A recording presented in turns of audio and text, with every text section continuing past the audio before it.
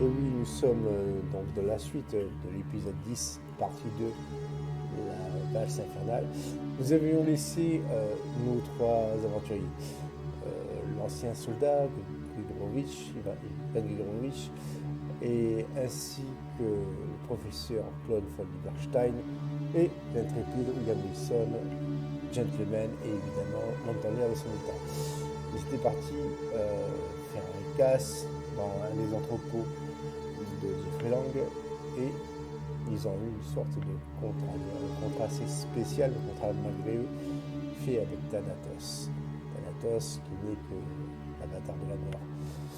Mais lors de leur pérégrination, ils ont atterri évidemment chez le professeur von Zimmermann et nous allons voir ce qui va leur arriver.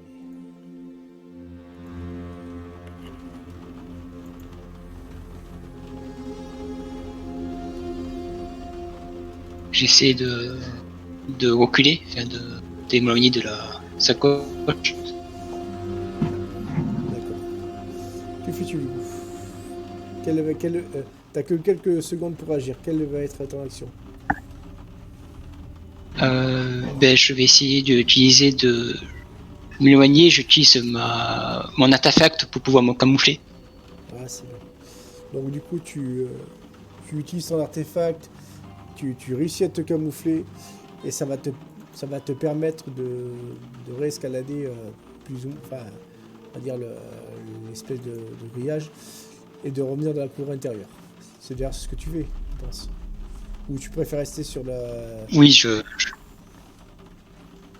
D'accord, je m'éloigne. Je connais pas la force. Je sais pas, je connais pas le rapport de force, donc je m'éloigne. Parfait. Donc tu t'éloignes, tu reviens dans la cour intérieure, tu enjambes, vite tu rentres dans le couloir et la magie qui te protégeait s'estompe. Et je tiens à préciser, tu ne sais pas où sont Ivan et Klaus. Quoi.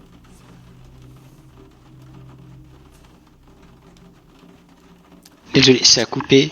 Je me retourne pour voir si la chose ne m'a pas suivi. Non, oui, donc je disais, tu réussis à rentrer dans la maison. La magie qui te protégeait s'estompe, mais tu ne sais pas où sont Klaus et Ivan, quoi.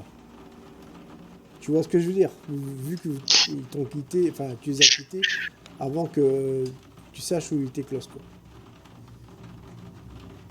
Mais je regarde dans la maison, enfin, si je les retrouve. Sans faire de bruit, bien sûr. Okay. C'est au tour de Klaus et Ivan. Klaus, vous êtes donc, et Ivan, vous êtes donc dans cette espèce de halle souterraine. Et vous voyez donc ces espèces de statues là qui encerclent cette espèce de motif géométrique. Et ben, c'est pas son traitement de professeur qui lui a permis de se payer ça. En tout cas, il m'étonnera toujours. Bon, avant d'aller plus avant dans cette salle, Yvan, je vous propose d'aller chercher notre ami William. Il vous a pas rejoint d'ailleurs, ou est-ce qu'il était dehors. Quand je vous appelais? Il a récupéré un sac gauche de l'autre côté du grillage. D'accord, ouais, je pense qu'il serait venu. Bon, moi je remonte et je vais chercher. Je vais regarder dehors, si je vois pas William, je l'appelle William. Donc, moi je vais observer les ombres avec le monocle quand même pour surveiller. William, de ton côté, tu entends la voix de Klaus, mais tu l'entends comme venir d'une distance lointaine, tu vois ce que je veux dire? Tu l'entends à peine, quoi. Geste. Du coup, tu as... J'essaie de trouver où ça vient sans lui répondre. Ok, fais-moi un test de perception avec un malus de 30.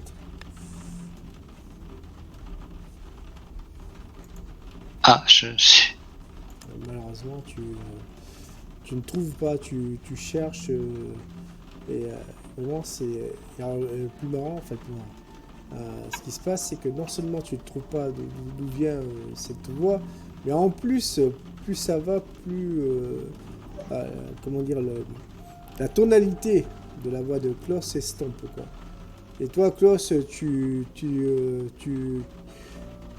hausses le ton, tu insistes, tu cries de plus en plus fort, mais en fait, il se passe rien, quoi. Et William ne dit Bah, pas. je traverse les pièces de la maison, je regarde s'il y est, je sors dans le jardin en l'appelant. Dans le tas, t'es toujours dans. Alors là, c'est. T'es toujours dans cette salle, Klaus. T'es pas encore sorti, quoi. Tu m'as pas vu. Ah bah si, j'ai dit, je remonte l'escalier, je vais à la fenêtre où Ah, je peux les autres et... d'accord, ok, oui, j'avais mal compris. Donc du coup, tu remontes, et donc William, tu vois Klaus dans ce couloir où tu es, enfin moi je vais sortir de cette pièce, donc vous vous retrouvez, quoi. Ah, William. J'ai fait. Fais pas de bruit, il se passe des choses dehors. Ah ça, quelle chose. Où étiez-vous? Je vous expliquerai plus loin. On a trouvé un passage secret à la bibliothèque. Montrez-moi. Venez. Et que se passe-t-il dehors? La sacoche, c'est un piège. Une force invisible a voulu me saisir et je me suis reculé. Ah, bon. Donc il faut pas rester ici longtemps en fait. Nous sommes pas en sécurité. Venez voir quand même. Donc je l'amène voir le passage secret et je l'amène dans la grande cathédrale qu'on a trouvée. D'accord. Donc toi, William, tu vois cette espèce de comment dire, d'architecture souterraine, donc de grandes pièces immenses, et tu vois donc ces 4 statues qui font face à cette espèce de symbole géométrique, quoi. Que fais-tu, William? J'essaie de réfléchir à savoir ce que ça signifie et s'il n'y a pas un mécanisme pour permettre d'ouvrir quelque chose ou une autre pièce. D'accord. Tu es donc face aux statues. Que fais-tu du coup? Je regarde la position de chaque statue pour voir quelle est leur position, si elle symbolise quelque chose de particulier. D'accord. Fais-moi un jet d'intelligence.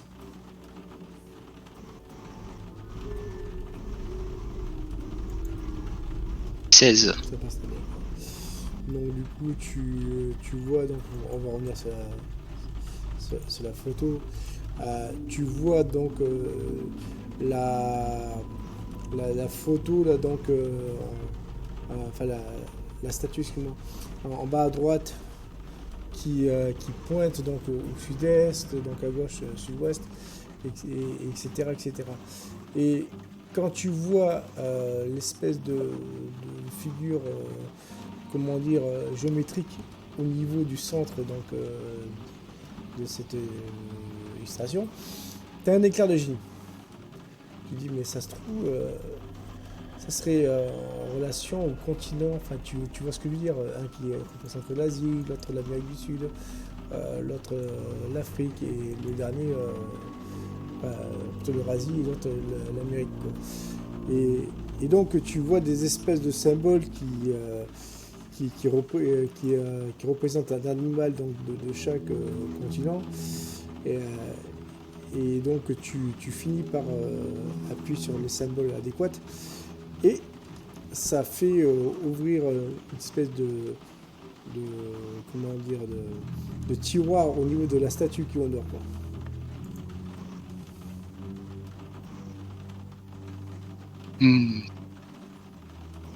Très intéressant.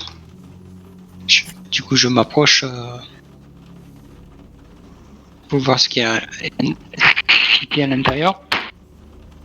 D'accord. Tu t'approches. Klaus, que fais-tu de ton côté? Ben moi, je observe les statues. Alors tu as déjà dit ce que ça représentait.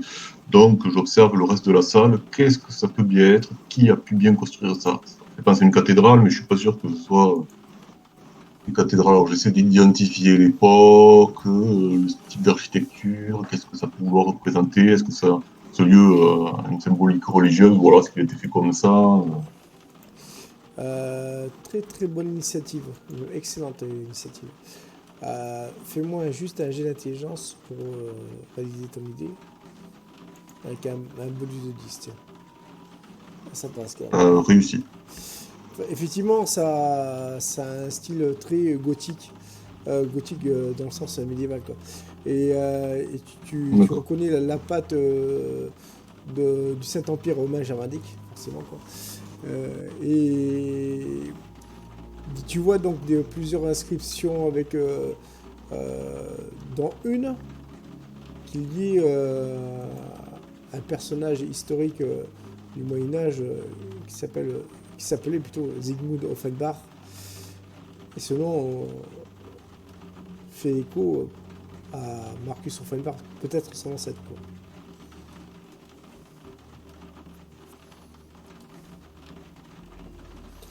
Mais à part ça, tu vois donc plusieurs, citations latines, bon, sans grande importance, sauf une, où il y a marqué seul le sang de l'héritier pourra ouvrir le dernier seau.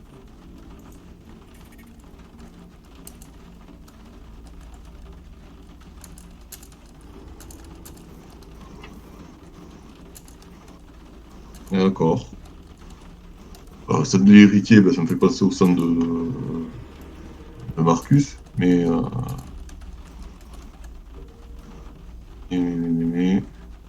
attends, j'ai dit la photo que je vois.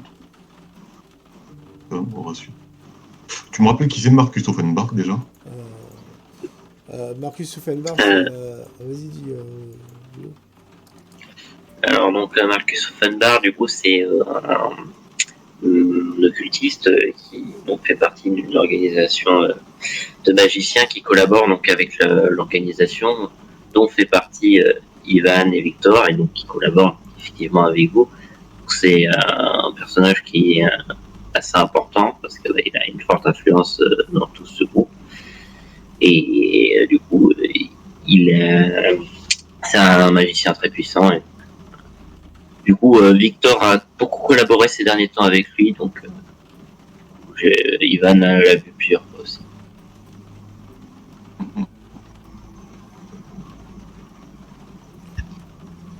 Et donc, du coup, Klaus, tu gagnes 10 points d'XP. Je vais te le rajouter.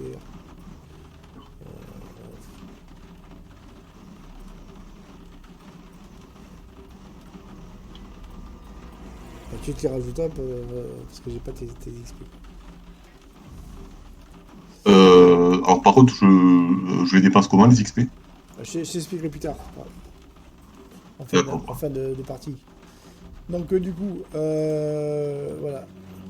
De ton côté, Ivan, que fais-tu? Étant donné que je suis pas un professeur, ni un scientifique, ni rien, tout ça, j'ai plutôt m'assurer donc avec le monocle de la présence magique de chaque chose, de voir s'il n'y a pas de présence magique qui ne devait pas être présente dans les endroits de la pièce, et du coup surveiller l'entrée aussi. Ok. Je fais un petit peu le travail d'un garde. Donc du coup, fais-moi juste un jet de mental, quoi. Très bien.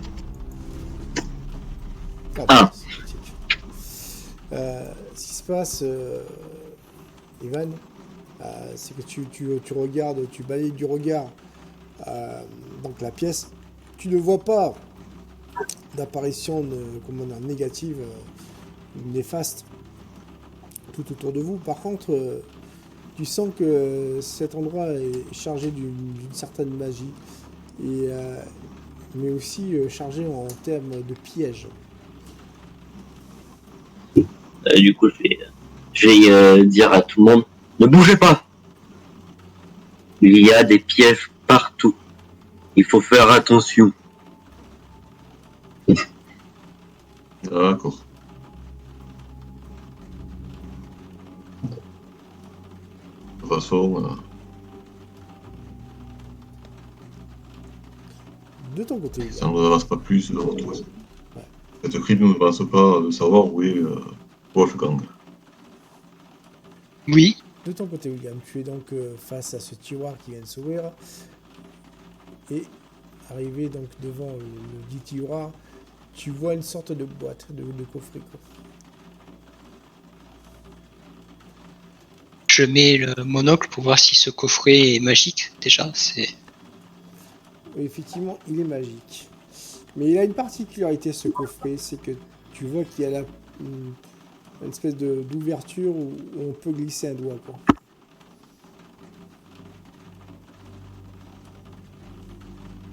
C'est mon doigt sans savoir ce que c'est. Donc, je te disais, on voit donc une espèce d'ouverture où on peut glisser un doigt. Quoi. Que décides-tu de faire? Est-ce que tu décides de le sculpter un peu plus ou de le laisser tel quel quoi? J'essaie de l'ausculter en essayant de toucher avec, pas avec les doigts mais avec des objets, voilà, pour pas être en contact direct avec la chose. D'accord. Par réflexe, tu prends deux espèces de grands stylets, si tu vois ce que je veux dire. Hein. Tu les introduis là où on devait mettre un doigt, façon de parler quoi. Et tes deux stylets sont broyés, secs. C'est bien un mécanisme.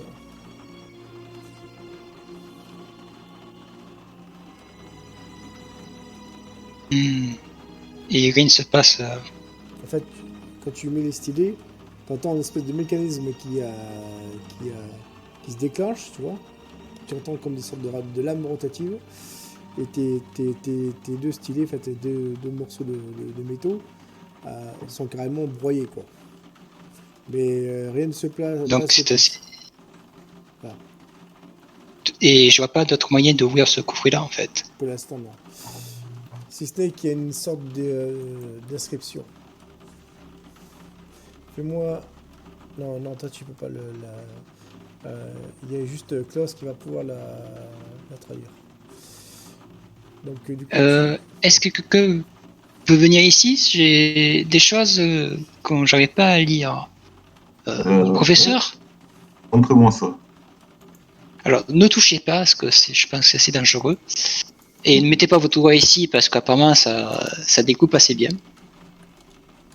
Oui, rassurez-vous, j'ai perdu l'habitude de mettre mes doigts n'importe où depuis qu'il m'est arrivé certaines choses. Regardez ces inscriptions là. Est-ce que vous serez capable de les traduire? Écoute, j'approche mon visage, c'est les yeux, et je regarde l'inscription. Tu regardes, c'est du vieux, comment dire, tu vois, du vieil allemand du Moyen-Âge, mais tu arrives quand même à le traduire. Et ça corrobore donc l'inscription où il y avait marqué seul le sang de l'héritier pour l'ouvrir. Et là, sur cette inscription, il y a marqué ceci appartient à l'héritier. Quoi.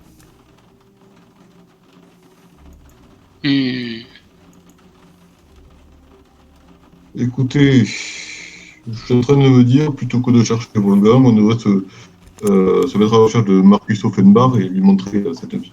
Ça serait intéressant. Oui, il y a beaucoup d'inscriptions qui parlent d'un héritier. Et vous savez qui est cet héritier?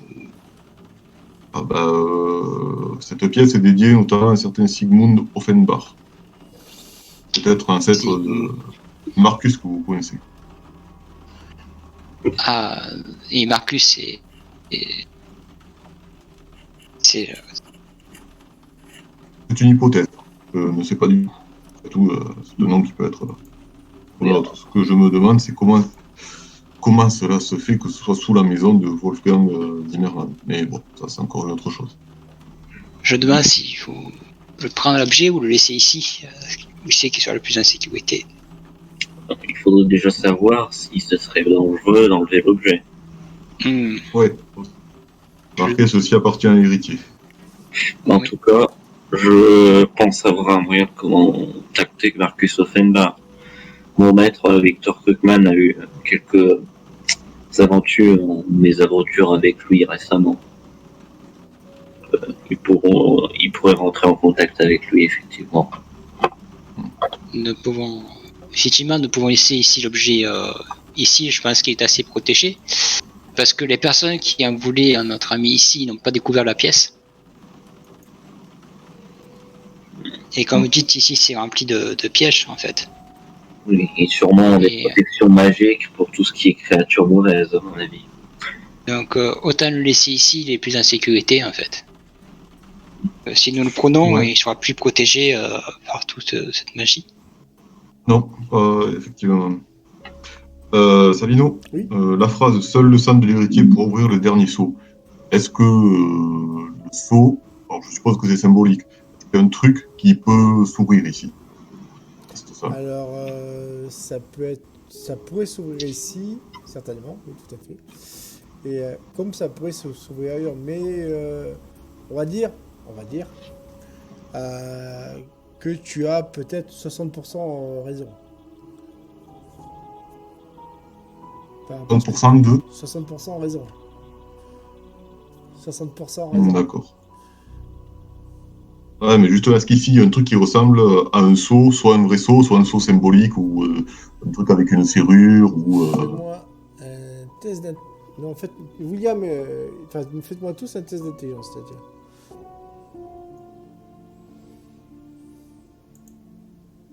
Ah, échoué pour moi. Échoué. Intelligent, ça passe pas. Ok. Oh.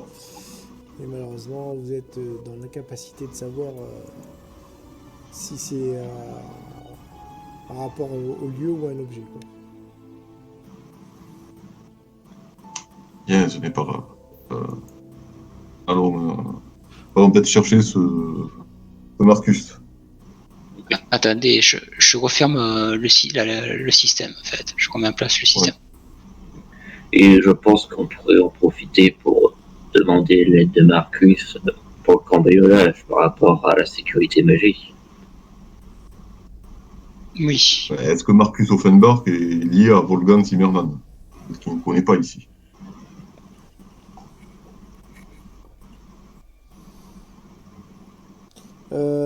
Ivan, fais-moi un test d'intelligence.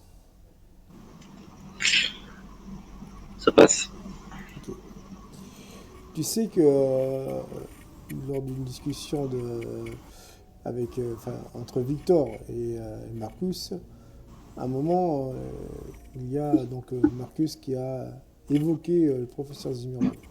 Alors tu ne sais pas s'ils sont amis, mais tu sais qu'il le connaît au moins de nom, quoi. Je sais qu'ils se connaissent déjà de nom. Je l'ai déjà entendu du nom de Monsieur Fendar sortir le nom du professeur.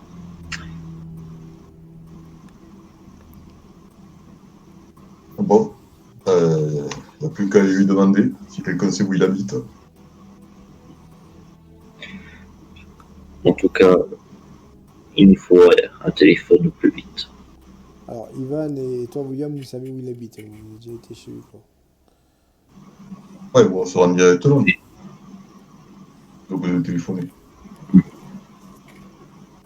Bon, de toute façon, ça lance pas de...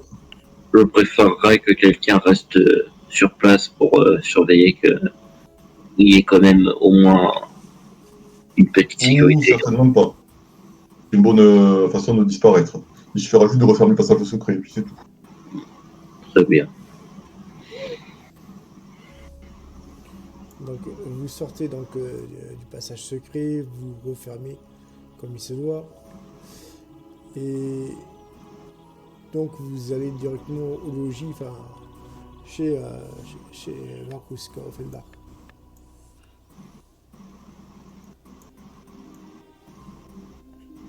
Oui.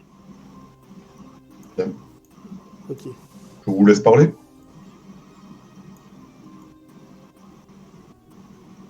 Je dis ça aux autres c'est mon perso qui dit ça aux autres persos. Non mais j'ai compris. J'attendais la réponse des autres. Oui, on y va. Ouais, allons-y. À vous l'honneur. Je m'écarte pour laisser toquer à la porte. Donc toi, Bon, je vais... vas-y toi Ivan, tu toques à la porte. Du coup voilà, tu arrives devant chez lui, tu commences à toquer à la porte. La porte s'ouvre. Et C'est bien marqué sur ta barre. c'est bien marqué sur Fenbar. Le souci, c'est qu'il est dans un état second. Vous le voyez tout transpirant, avec plein de livres étalés partout, même par terre, avec des espèces de bouteilles de potions. Il est pas bien. Monsieur Offenbach serait se lié par rapport à ce qui vous est arrivé à vous et à mon maître. Ouais. Mais il y a pire en son. La situation est critique. Ah bon? Et écoutez, si vous voulez nous en parler, peut-être que nous pourrions vous aider. Nous avons découvert certaines choses vous concernant qui pourraient vous intéresser. Du coup, là, je vais lié vers le passage, je vais je vais indiquer aux autres d'entrer parce que du coup, je pas envie que sur ce sujet on se fasse écouter. Oui. Ah. Forcément. Vous rentrez tous donc chez Marcus. Vous le voyez, il est vraiment dans un état pitoyable. Ça fait au moins 2-3 jours, certainement, qu'il est resté réveillé, quoi. Bon, avant de commencer, dit-il, j'ai quelque chose de très important à vous dire. William, asseyez-vous. Oui. Prenez un schnapps. Je pense que vous n'êtes pas prêt. Je vais en prendre un vidéo. Nos enfants étaient en enfer, récemment, avec Eudoxie. Et celle-ci est désormais... Ah, et là tu vois, il boit l'hôte de Lilith. Ah ouais. Et C'est problématique vu ses capacités. maître m'en avait parlé. C'est assez dur pour vous, en effet, ce qui vous arrive dernièrement. Nous voici, je pourrais dire presque, échec et mat. Si Lilith possède un être comme Eudoxie, c'est la fin de tout. Mais je vois que vous avez des choses à me dire. Non, à vrai dire, nous aurions besoin de votre aide. Pouvez-vous parler plus fort? Je n'entends rien. Mais écoutez, Nous avons ouais, vas-y. Trouver une pièce cachée, enfin, dans le sous-sol d'une maison qui peut peut-être Mais où ça en est. vous dites échec et mat, pourquoi qui vous en veut cette Eudoxie là ou Non, vous n'avez pas compris. Si Lilith prend le contrôle d'Eudoxie et l'incarne, elle sera dans un corps humain plus puissant que jamais. Ah, Eudoxie est la plus puissante magicienne que je écoutez. connaisse actuellement. En attendant, nous avons une bonne nouvelle à vous annoncer. Vous avez une crypte familiale. Je Pas un certain Sigmund dans vos ancêtres. J'avais un ancêtre qui a fait les croisades et qui a été une fois à Constantinople, mais c'était il y a très longtemps. Et écoutez, je pense qu'il a laissé un objet pour vous, enfin, pour sa descendance. Faites-moi montrer, s'il vous plaît. En fait, ouais, mais nous n'avons pas pu le prendre, car moi, d'après les descriptions d'un endroit, seul vous pouvez le prendre. C'est sous la maison de Wolfgang. Il y a quasiment une cathédrale. Je sais, je suis au courant je connais cet endroit. Mais D'accord. vous dites qu'il y a... Et que savez-vous d'autre de cet endroit? Juste que c'est la prison de quelque chose. Innommable. Ah bon. Et qui vous dit qu'il n'y a pas de chose qui vous appartient à l'intérieur? que votre ancêtre y aurait laissé? Je n'ai aucune connaissance. C'est un secret qui est censé être tabou au niveau à la fois de ma famille et de mon ordre. Seul Et certains... c'est pas quelque chose qui pourrait vous servir justement contre Lilith? Nous allons voir cela. Et donc du coup, vous voyez donc Marcus qui peine à se lever. Je l'aide. Tu l'aides. Ivan, vite, fais-moi un jet de perception. Très bien. T'es le seul qui va pouvoir le faire, c'est ça. Ça passe pas. Ok. Tu sens juste une grande fatigue au niveau de Marcus, c'est tout. Mais il n'y aurait pas quelque chose derrière en rapport avec ces derniers événements qui l'épuiseraient. Certainement, mais Ivan ne peut pas en savoir plus. S'il y avait Victor avec lui, il pourrait lui en dire plus, mais pour l'instant, Victor est dans un état encore plus déplorable que Marcus. Ah, je dis à Marcus, et éventuellement prenez un couteau ou un objet coupant. Voilà. Prenez un couteau ou un objet coupant. Alors, les Écritures parlent de sang de l'héritier pour ouvrir. C'est peut-être une figure second degré, mais pour se reprogner, il va falloir laisser quelques gouttes de sang. Donc il prend la caisse, il prend une espèce de couteau, un petit couteau là qui met dans sa poche, et vous vous dirigez enfin vers vous retournez à la demeure de J'aurais quelque chose à exiger sur le chemin. Vas-y. J'aimerais, si possible, être dans le même véhicule et seul avec Monsieur Offenbach. D'accord. Du coup, Ivan, tu vas venir avec moi en JDR2. Oui. Ok, vous commencez à... Toi, tu conduis parce qu'il n'est pas en état de conduire. Est-ce que tu as quelque chose à me dire? T'as un peu saccadé. Je te disais, tu m'entends? Oui, je t'entends. Donc du coup tu conduis parce que Ivan n'est pas dans un état pour conduire, hein. Et donc est-ce que tu as quelque chose à lui dire pendant le trajet? Monsieur Offenbach, vous avez bien dit qu'il était allé à Constantinople. Mais c'était au XIIIe siècle. Vous savez, quand vous étiez bloqué dans le passé avec ton maître, Oui, je me rappelle. il y a eu beaucoup de choses en rapport avec Constantinople. Oui, cette fameuse croix de Michaelos que Melchizedek m'a donnée, quoi. Oui. Mon maître avait dit que ça avait été volé d'une salle au trésor à Constantinople. De ce que vous aviez expliqué de vos connaissances. Regarde, mais vous êtes un génie.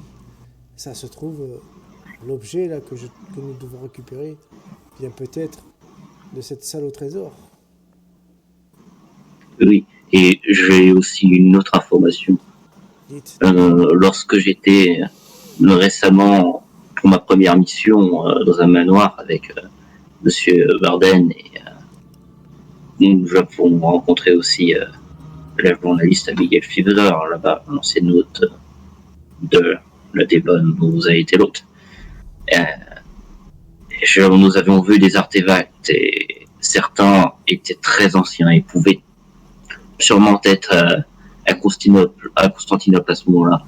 Et cela ne m'étonnerait même pas que la mission que nous avons actuellement, qui est de cambrioler du coup quelques civils dans un entrepôt, il y a des artefacts venant de là-bas. Je trouve que récemment on voit de plus en plus de choses qui sont liées. De plus, Siegfried Oppenheimer, Jeffrey Lang, toujours partout là où nous sommes. Et il y a un homme en plus que Monsieur Wilson a repéré lorsqu'il a repéré à l'entrepôt, un homme moustachu. Je sais pas trop qui c'est, mais il risque d'avoir des liens forts à l'avenir. Et une dernière chose, nous avons eu un appel de la mort alors que nous devons agir au plus vite. Écoutez, j'ai quelque chose à vous confesser. Mais cette information ne doit être en aucun cas divulguée à vos amis. Vous comprenez? Moins de gens seront au courant, mieux ça sera. Il y a une raison pour laquelle nous devons récupérer les sigils. Une raison que très peu de personnes connaissent. Ces sigils doivent, s'ils sont tous réunis, réveiller ce qu'on appelle les séraphéens si vous préférez. Ce sont des archanges qui ont été bannis par Dieu lui-même et qui ont juré de détruire l'humanité. Et je pense que nos ennemis cherchent à les contacter via ces sigils.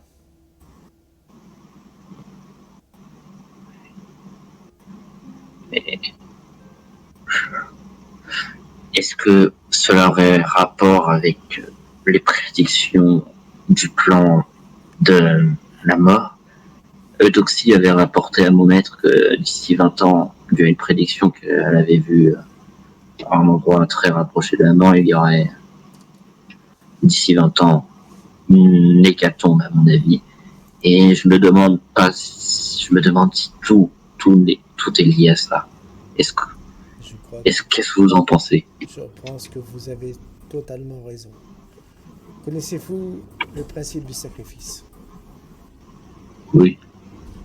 Plus un sacrifice est grand, plus odieux. Et donc, ne me dites pas que ce massacre est fait pour avoir une seule chose. Et peut-être tout. Mais pour l'instant, soyons discrets. Et du coup, Très bien. On va retourner au Jidara.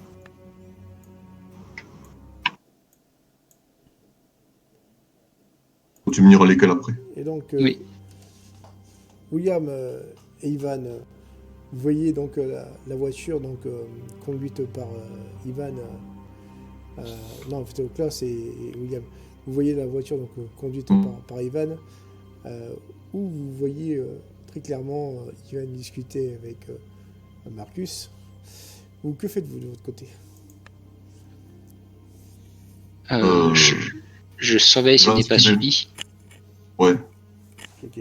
Non, je croyais qu'il y avait un truc de pas normal qui se passe. Ben, moi, je conduis, je surveille la route. Toi, Klaus, tu surveilles la route. Ouais, parce que c'est ma voiture. Exactement. Donc, tu surveilles la route. Pour l'instant, il se passe pas grand-chose. Par contre, de ton côté, William, fais-moi un test de perception.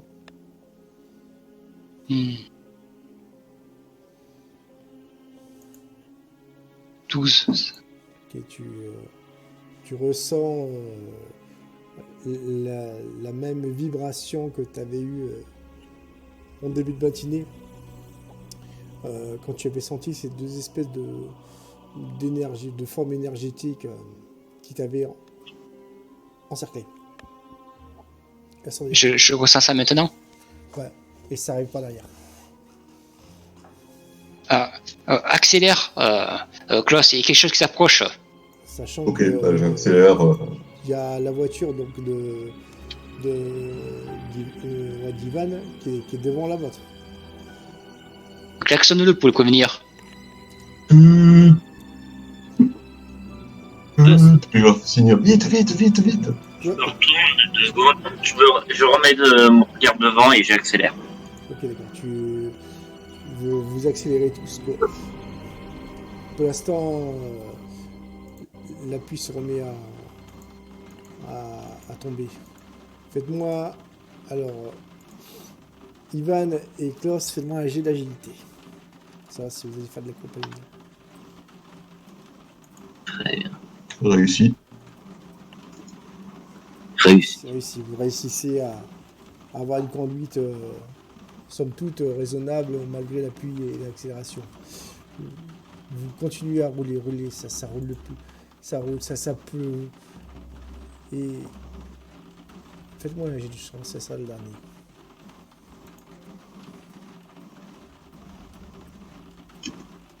Ah, raté pour moi. Ça passe nickel. Ok. Toi, non, c'était juste Klaus et Ivan en fait. Toi, donc Ivan, tu continues ta route avec Marcus.